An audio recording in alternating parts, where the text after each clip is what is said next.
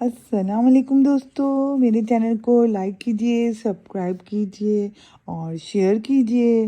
اور آج میں آپ لوگوں کو بتانے والی ہوں کہ عالم اربع میں نبوت۔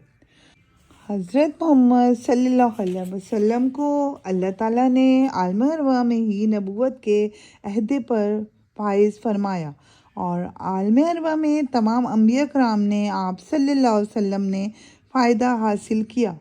کہا جاتا ہے کہ جب اللہ تعالیٰ نے حضرت آدم کو پیدا فرمایا تو اس وقت آپ صلی اللہ علیہ وسلم کی نبوت کا نور حضرت آدم علیہ السلام کی پیشانی میں رکھ دیا۔ ایک بار حضور پر نور صلی اللہ علیہ وسلم نے جبرائیل علیہ السلام سے دریافت فرمایا کہ تمہاری عمر کتنی ہے؟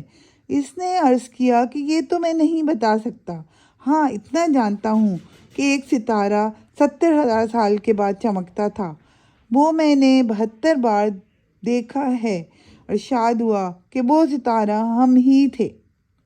گویا اس بات سے یہ امر واضح ہوتا ہے کہ حضرت صلی اللہ علیہ وسلم کی پیدائش اس کائنات میں سب سے پہلے کی گئی اور نبوت بھی سب سے پہلے دی گئی، یعنی آپ صلی اللہ علیہ وسلم کو نبوت عالم ارواح میں ہی دے دی گئی تھی۔